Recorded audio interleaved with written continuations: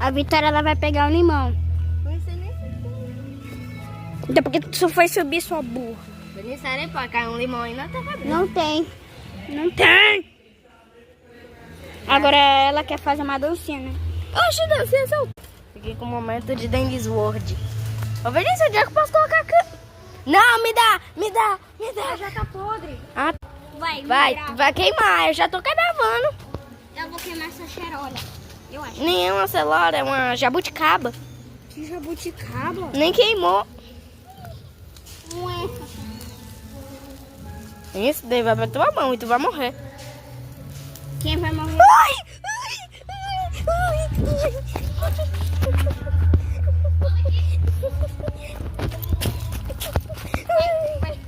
Momento em que eu pego fogo. Ai, me saiu. Só não me queima, pelo amor de Deus. Não me queime. Meu Deus. Ele tá queimando um pouquinho. Uai, então deixa lá no fogo, né, mano?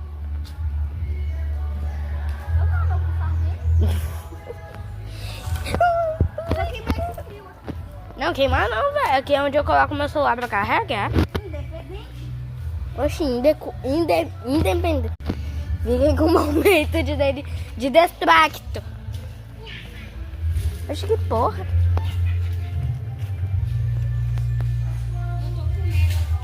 Estamos na floresta. Vinícius, a floresta é o quê, mesmo? A floresta é amaldiçoada. Ah, sou burra. Momento de dancinha do Vinícius. Ela disse que é pra dançar. Oxi, mano, quem deu a ideia foi tu.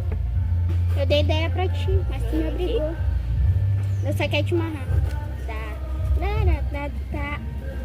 Ô, gente, eu achei um cuco.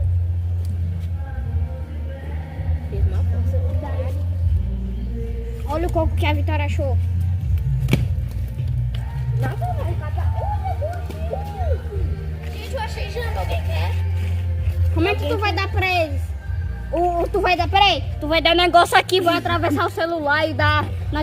Gente, ele vai queimar de novo. Porque não tá conseguindo enxergar.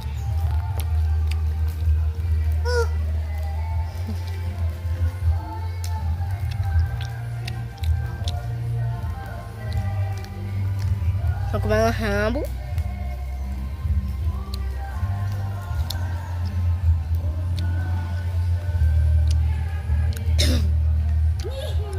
Eu vou correr pro fogo. Meu Deus. Tu não disse que ia correr, tá andando? Criamos uma nova fogueira. Não apaga.